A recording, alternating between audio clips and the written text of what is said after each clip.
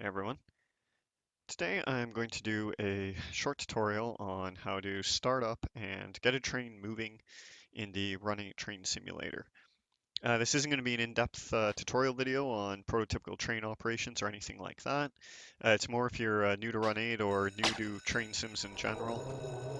Just how to get in a train, start it, and make it move.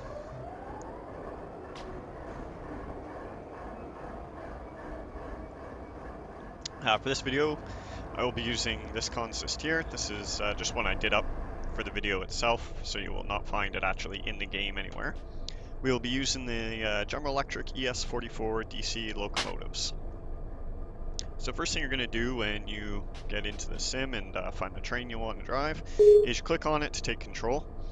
This is going to open the rail unit operations window where you have access to a whole bunch of different train controls.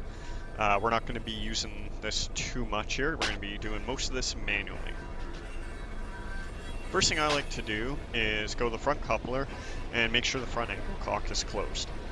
The anglecocks are the valves between each rail car on the brake pipe. I won't be going into any detail in here on how train air brakes work. I may do a follow-up video later where I go into a little more detail on that. But you could probably write a whole book on proper usage and application of train braking systems. So that's definitely beyond the scope of what I'm doing here. So next we're going to go in between our two locomotives. And we're going to check our MU connections. We're going to make sure that's on connected. Now, what MU is that's multiple unit. You'll usually see it as MU or DMU for diesel multiple unit. And basically it allows these two locomotives to act as one unit. So when you throttle up one, the other one just acts in tandem with it.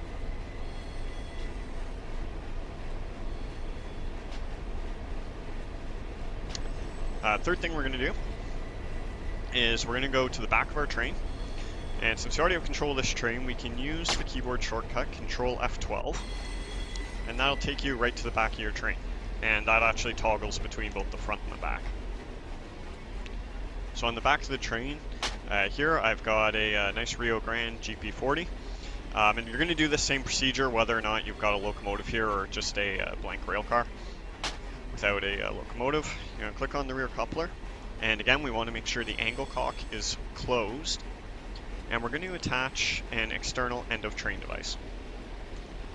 And what the end of train device does is you can see here it's hooked up into the brake pipe. So it'll tell you what the brake pipe pressure is at the rear of the train. It'll also tell you when the rear of the train is moving. And it gives you a nice little flashing red light too at the rear of your train. Now if you're building a consist completely from scratch, what you may have to do is go down every single car and make sure the anglecocks are open between them all. But any consist you start with should already be like that. And there's other ways you can check it. Obviously, if you have brake pressure in your EOT device and it changes when you change your air brakes, you know that your anglecocks are open. So now we've done that, it's ready to go in and start our train. So we're going to go to our locomotive cab. We're going to hit Control F11. That's the keyboard shortcut to go into the controlling cab of your train. In this particular locomotive, we have two multifunction displays here. And in these MFDs, you use the Z key to select which MFD you want to control. And there's three, there's actually a third one over there, which is why you're seeing that disappear for a second. And then you use the X and C keys to cycle through the different screens. The ones I like to keep them on are the DPU for my distributed power controls and the locomotive monitor. You can of course put them wherever you want. Those are the ones I like to use. Which, by the way, you can use the mouse wheel to zoom your view if you haven't discovered that already, and then you just use the control and down arrow to reset. So to start up a locomotive, we are going to set our isolation switch to start. And then while we're here, we'll also do our headlight setup. This one we're going to put on short hood lead because it's a lead locomotive and our short hood is facing forward. And we're going to hit engine start. And if we look over here, you can see on the locomotive monitor the engine starting.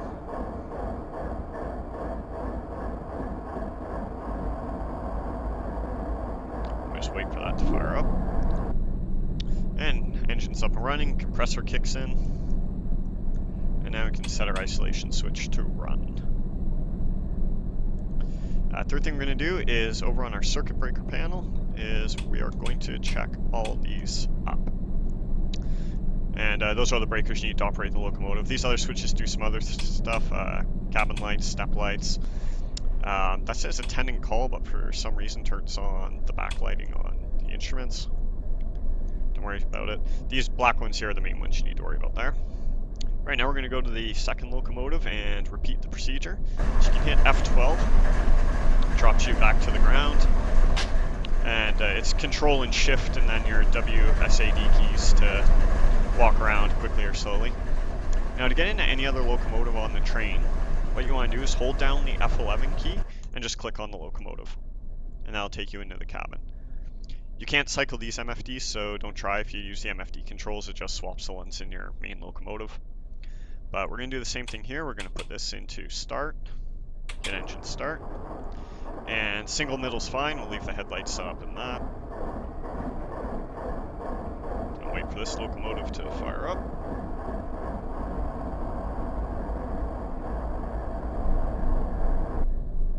There we go. And put that over to run. And then on the circuit breakers over here, the only one that should be up is the one for the field generator. That's it. None of the other ones should be up, and you shouldn't even be able to toggle that one. That comes up when we set up our MU connection. So that's our first two locomotives running. Now we're going to go to the back of our train. Control F12. And we're going to start up our GP unit. The starting procedure for the GPs and SDs are a little different. So we're going to hold down the F11 key, hop into the cabin on this. And up here on the isolation switch, this one's already on start, stop, isolate, and we can set up our headlights here. This one here will be short hood trail. And to start these units, we don't do it from inside the cabin. On the actual GP and SD units, your engine primer and starting switch and everything is inside these side panels, which is not modeled in Run8. So in this one here, we're going to click on it, bring up our rail unit operations window, and this one we're actually going to hit start. It's a little loud.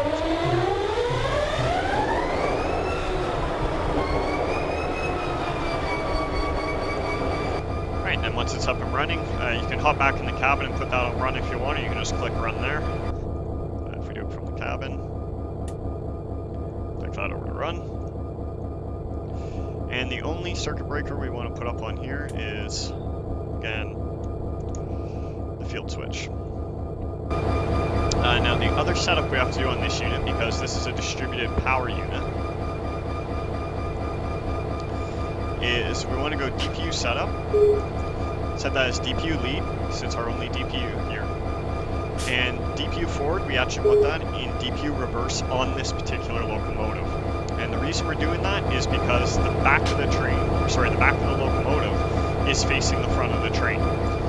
If the locomotive's nose, if its hood, short hood was facing the front of the train, you'd have that on DPU forward. But for now we want that on DPU reverse. And to confirm that we set that up, I'm going to use Control F11, go back into our cabin, and on your distributed power you should now see B. So it says idle, which is good. Lead A. Lead is always going to be whichever units are right at the front of your train. So B is our distributed power unit. And if you want to make sure you set that up correctly, you can just quickly hit the plus key to kick the throttle into notch 1. And you should see that go into notch 1. Good. You can hit the throttle and go back down. If you didn't set it up correctly, you will not get that in notch 1. So now let's turn our headlights on. Since we're sitting on a siding, we're just going to put them up one notch using the H key.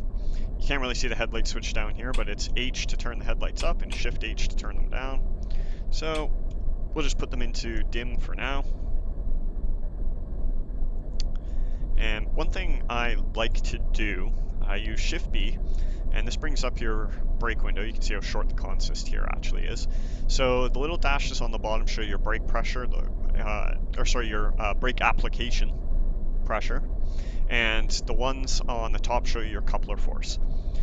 This It probably isn't too prototypical, I really don't know, and I'm not sure how strictly necessary it is. I do this because I've had issues recently in Run8 with it not properly applying air brake pressure throughout the train. I'll get braking on about the first dozen cars, and then nothing for the rest of the train.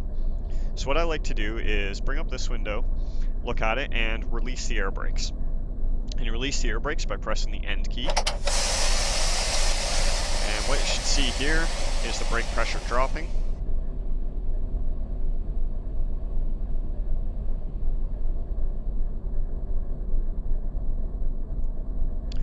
So as they turn lighter, the brake pressure is dropping. It's good. And you can see here brake pipe pressure, rear brake pipe pressure, and our airflow through the brake pipe. And then I also apply them again. Again, this probably isn't strictly prototypical. I don't know, maybe I'm not a trained driver. But I do it because I've encountered issues with new consists in Run8 where the brakes don't apply properly. So this here just ensures that, yes, in fact, my air brake system is actually working properly in the simulator. So at this point, we've done everything we need to get the train moving. We have brake pressure, our brakes are already up to pressure. I won't go into recharging the air brake system. We have an approach signal ahead, which means you have a red one further up there, probably. No, I can't see the next signal. But we can get our train moving. So what we're going to do in this case then, we can hit Shift B to take that off, is I'm going to put my headlights up to full, remove the parking brake, and I'm going to put my reverser in the forward. Your reverser controls are the insert and delete keys.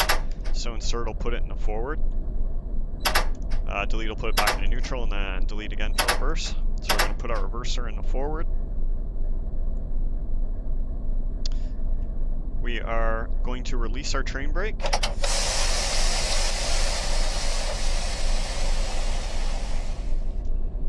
And I'm going to bring this window up again. Watch some of the pressure bleed off. We're going to put our throttle into notch 1 and wait for the engines to spool up. Generally, when you're moving diesel engines, you want to advance the throttle 1, let the load build before you advance another throttle. You don't just want to, slam through a whole bunch of throttle notches. That's very not prototypical and not good for the engines of the track or your coupler force, for that matter. So always advance one notch at a time. Let the load build before you advance another notch. So now we've done that, we are going to release our independent brakes, because right now we still have our fully independent brakes applied. You can see that with the bright purple on the E's on the locomotives. And we're going to use Control page down to release our independent brakes. So EOT move, that means the back of the train's moving. And we're just going to wait a second here, because what we're doing now is we're just taking up a bit of slack in the train. We're going to apply notch 2. Got EOT moving again. And we're just going to wait for it to build up a little bit of speed so we can be pretty sure we have no slack left in the train. And now we can start advancing our throttle.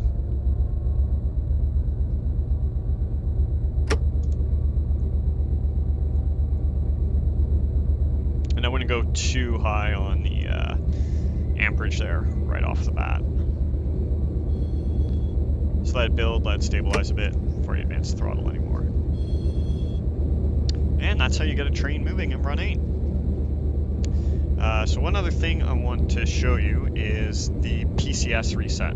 Because when I started playing this game, I kept blowing the PCS valve, and I couldn't for the life of me figure out how to reset it. Mainly because I actually wasn't even driving one of these locomotives. Let me stop the train.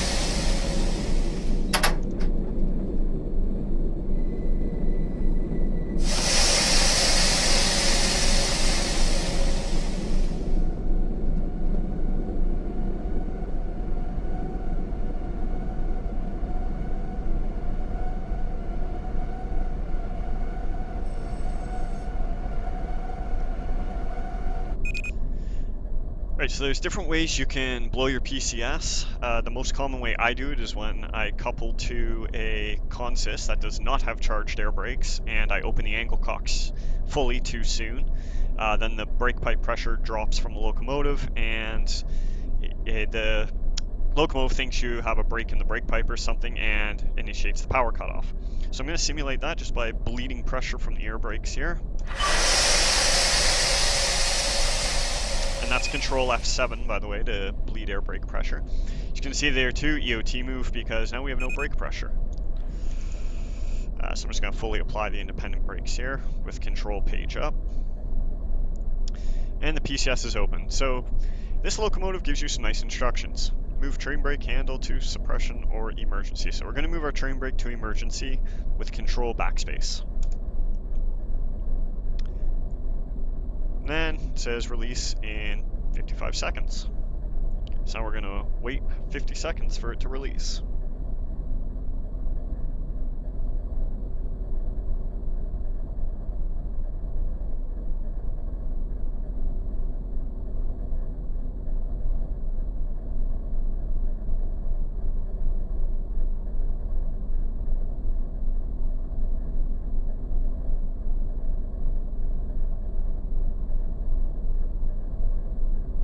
Which I'm waiting for that to release.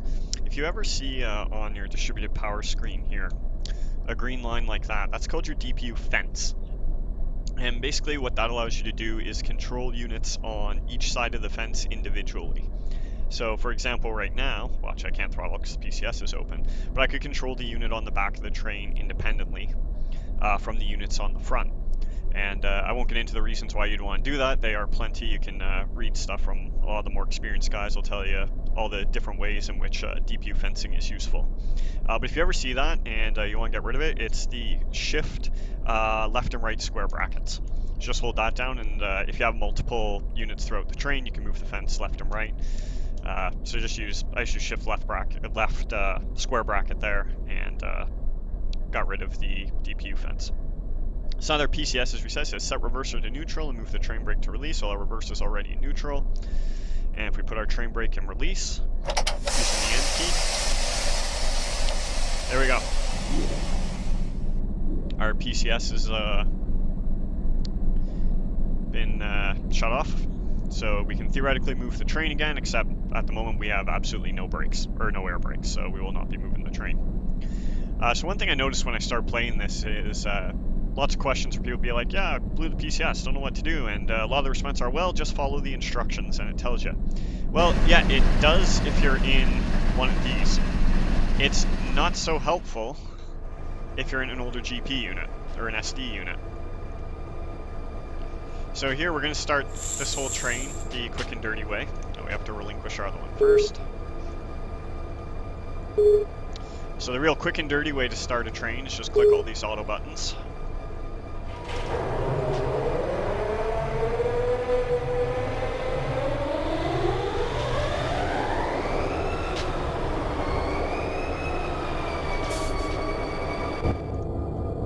And use Control F11 to hop in the cabin. So same thing with these. If we bleed the air brakes, we're going to trip the PCS. And yeah, so you'll just follow the instructions is not helpful in this locomotive. So what you do here, it's the exact same procedure though. Just Control backspace, put the brakes into emergency, and wait. The GP and SD units don't take as long. You need to usually wait about 30 to 40 seconds in these for the PCS.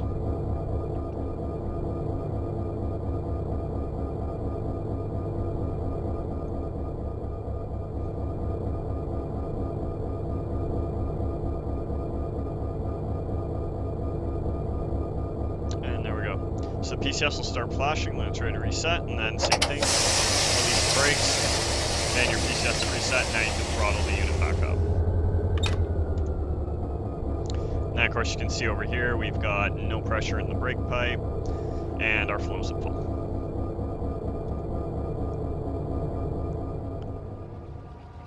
So that's basically how to get a train started and moving in Run8. I might do a follow-up video here where I go over some very basic train brake operations so that once it's moving, you know how to slow it down. Otherwise, hop over to the depot forums and ask some questions there. There's a lot of people there who are a lot more experienced experienced with this kind of thing and can give you all kinds of advice on proper and prototypical operations for train brakes. So have fun.